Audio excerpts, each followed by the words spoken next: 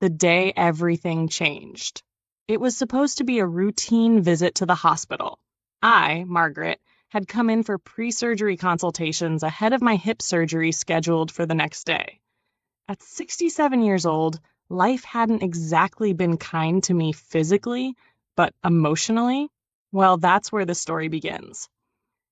As I went through the sterile hallways of St. Mary's Hospital, something, or rather someone, caught my eye. It was Patrick, my husband of nearly 4 decades. He emerged from an elevator with his usual confident stride, but instead of heading toward my room as he should have, he turned down another corridor and disappeared into a private patient suite. My heart skipped a beat.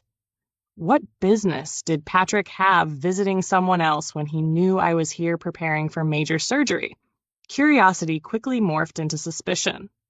Without thinking twice, I followed him quietly, careful not to make my presence known. As I approached the slightly open door of the room, what I saw inside stopped me cold. There stood Patrick, embracing none other than Eliza, my best friend since college. And on the bed lay Brian, her son, recuperating from some sort of accident. The scene before me felt surreal. Why was Patrick comforting Eliza like they shared more than mere friendship? Why was he even in Brian's hospital room? A million questions swirled in my mind, each one sharper than the last. Something wasn't right, and it gnawed at me like a relentless ache. Determined to uncover the truth, I decided to do what any betrayed spouse might. I started snooping. That same evening, I discreetly paid a nurse to dig up whatever information she could about Patrick's connection to Brian. It seemed unlikely that a casual visitor would have access to such intimate family moments, so there had to be more beneath the surface. By morning, the nurse delivered the first piece of shocking news. Apparently, Patrick had donated blood to Brian after his accident. But why? Why hadn't Eliza asked me first? We were best friends, confidantes who had weathered every storm together, or so I thought. Yet somehow, she went straight to my husband without batting an eyelash. But the real bombshell came later that day while I was being prepped for my surgery. The nurse returned with additional details that left me reeling. According to hospital records, Patrick wasn't just a random donor. He was listed as Brian's biological father. My world tilted on its axis. How could this be possible? I'd watched Eliza struggle alongside her late husband, James, for years to conceive a child. When Brian finally came into their lives, we celebrated together. After James passed away 7 years ago, I promised Eliza she could always count on Patrick and me for support. Now, it all made sickening sense. They didn't need my support because they already had each other. Betrayal sliced through me like a knife. Tears welled up uncontrollably, blurring my vision as the weight of their deceit crashed over me. The nurse noticed and asked if I was okay. Yes, I lied weakly. Just pain. Physically, yes. My hips throbbed from the fall that brought me here. A fall caused by water mysteriously spilled on my steps, but the emotional agony far outweighed anything physical. Patrick walked into the room moments later, oblivious to the turmoil raging inside me. "Ready for the big day tomorrow?" he asked cheerfully. His voice grated against my raw nerves. I forced myself to nod, avoiding his eyes lest I lose control and confront him then and there. No, I couldn't act rashly. This revelation demanded careful planning. If Eliza and Patrick believed they could betray me so callously, then they had no idea what awaited them. For now, I stayed calm, biding my time. Revenge may be a dish best served cold, but plotting it required precision and patience. Little did I know, the worst was yet to come. The days following my discovery were a blur of pain, both physical and emotional. My hip surgery went ahead as planned, but lying in that hospital bed, the weight of Patrick and Eliza's betrayal pressed heavily on me. Every creak of the door made my heart race, fearing it might be one of them coming to check up on me, all the while hiding their dark secret. Each moment, Patrick sat by my bedside, pretending to care for me, felt like a dagger twisting deeper into my soul. Recovery at home was no easier. With Patrick hovering around, I couldn't let him see the turmoil within me. So I put on a brave face, forcing smiles and pretending everything was fine. But inside, I was crumbling. Whenever he left the house, my mind raced with images of him sneaking off to see Eliza and Brian. Was he holding Brian's hand, teaching him things only a father could? Were they laughing about how easily they had deceived me? These thoughts haunted me day and night, fueling a fire of bitterness and resentment. To distract myself, I began piecing together memories from the past, trying to make sense of how this betrayal had festered under my nose for so long. Eliza and I had been inseparable since our college days. We had shared everything, our dreams, fears, joys, and sorrows. As sorority sisters, we chose to bunk together, taking the same classes just to spend more time with each other. Our bond was unbreakable, or so I thought. Eliza's life hadn't been easy. She fell pregnant shortly after meeting James, and though her stern pastor father insisted they marry quickly to avoid scandal, the marriage was doomed from the start. Just months later, she miscarried, shattering any hope of love between them. Still bound by duty and her father's iron will, Eliza stayed with James despite her unhappiness.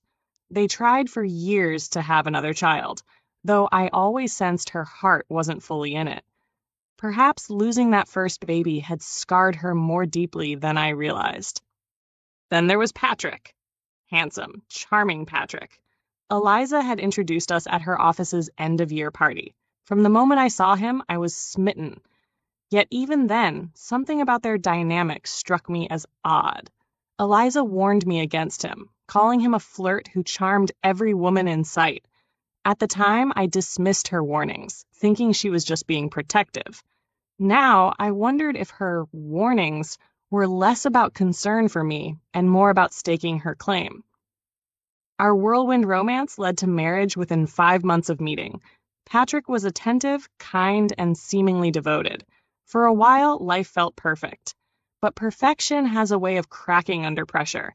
When I suffered my first miscarriage, it devastated me. 6 pregnancies followed, each ending in heartbreak. Through it all, Eliza stood by my side, offering comfort and support. Or so I believed. Adopting Cecilia filled some of the void, but deep down, I knew Patrick yearned for a biological child. He never said it outright, but the longing was there, buried beneath his smile and gentle words. And now, knowing that Brian was his son, and that Eliza had kept this truth hidden for decades, made every loss feel like a cruel joke orchestrated by the 2 people I trusted most. As weeks passed, the pain of their deceit consumed me.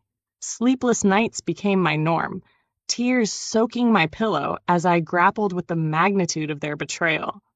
How could Eliza, my best friend, stand by and watch me suffer through 7 miscarriages without guilt? How could Patrick, the man I vowed to love forever, remain silent as I grieved time and again? One evening, unable to bear the silence any longer, I decided to confront the truth head-on. While Patrick ran errands, I visited Brian, still recovering from his accident. Sitting beside him, I marveled at how much he resembled Patrick. The same jawline, the same piercing eyes. The resemblance was undeniable. As casually as possible, I asked Brian about his recovery, making small talk until I found an opportunity to swipe the glass he'd used for water. Tucking it carefully into my purse, I left before anyone noticed. Back home, I retrieved a wine glass Patrick had used earlier that day. The next morning, I sent both items to a private lab for DNA analysis. Though I already suspected the outcome, seeing the confirmation in black and white hit me like a freight train. Brian was indeed Patrick's son. The final piece of evidence solidified what I already knew. My husband and my best friend had built a life together behind my back, leaving me utterly blindsided. Armed with this knowledge, I resolved to take action. I hired a private investigator to dig deeper into Patrick and Eliza's lives. If they thought they could destroy mine, they were gravely mistaken. Revenge may not bring back the years I lost or heal the wounds they inflicted, but it would ensure they paid for their sins. Little did I know the revelations awaiting me would cut far deeper than anything I'd imagined thus far. Recovery from my hip surgery was slow and grueling, but the physical pain paled in comparison to the emotional wounds festering inside me. Every time Patrick left the house, whether for work or errands, I couldn't shake the image of him sneaking off to see Eliza and Brian. My mind replayed their embrace in that hospital room over and over again, taunting me with questions I wasn't ready to confront. How long had this been going on? Did they laugh at my naivety behind closed doors? Were they planning to elope anytime soon? Each day felt like a lifetime, as I wrestled with anger, betrayal, and heartbreak. Yet, outwardly, I maintained an eerie calm. Inside, however, a storm brewed. I resolved not to let them destroy me without a fight. If Patrick and Eliza thought they could trample on my life so carelessly, they underestimated just how far I'd go to make them pay. Once I was mobile enough to move around without assistance, I decided it was time to gather more evidence. The DNA results confirmed what I already suspected. Brian was Patrick's son. But there were still gaps in the story, pieces of the puzzle I needed to fit together before taking my revenge. So, I hired a private investigator named Marcus, a discreet professional recommended by a friend who owed me a favor. I gave Marcus strict instructions: follow Patrick and Eliza, dig into their past interactions, and uncover any secrets they might be hiding. Most importantly, I wanted access to their phones. If there was anything incriminating between them, I knew it would be buried deep within their texts, emails, or calls. Marcus assured me he'd handle everything discreetly, warning me that such surveillance required patience. I didn't have much of that left, but I nodded anyway, pretending to agree. For 2 agonizing weeks, I waited. Each day dragged on endlessly as I played the dutiful wife, pretending nothing was amiss while seething inside. Patrick seemed oblivious to my inner turmoil, which only fueled my resentment further. He went about his routine as usual, occasionally asking if I needed anything or reminding me to take my medication. His feigned concern made me sick. How dare he act like nothing had changed when everything I believed in lay shattered at my feet? Finally, Marcus called me late one evening, instructing me to meet him at a quiet cafe downtown. When I arrived, he slid a thick envelope across the table, his expression grim.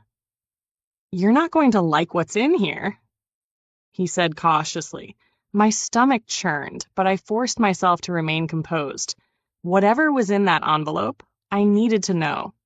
Ignorance no longer felt like bliss. It felt like weakness. Back home, I locked myself in my study, trembling as I opened the envelope. The first document sent chills down my spine, transcripts of conversations between Patrick and Eliza spanning years. According to the transcripts, Patrick and Eliza had begun their affair even before I met him. She hadn't wanted me to date him, let alone marry him, but Patrick had convinced her otherwise, promising he'd never truly belong to anyone else. Their twisted pact ensured that Eliza remained childless during her marriage to James, deliberately sabotaging any chance of conceiving until she fell pregnant with Brian. That revelation alone left me reeling, but it was the next part that shattered whatever fragments of trust I had left. When James discovered Brian wasn't his biological son, through a blood transfusion following a minor accident, he confronted Eliza. At first, she denied it, but eventually she confessed everything. Enraged, James planned to expose her and Patrick publicly. 2 days later, he died in a car accident deemed unfortunate by authorities. Too convenient, indeed. But the worst was yet to come. As I sifted through the documents, my hands began to tremble uncontrollably. There, in black and white, was proof of something I could scarcely believe.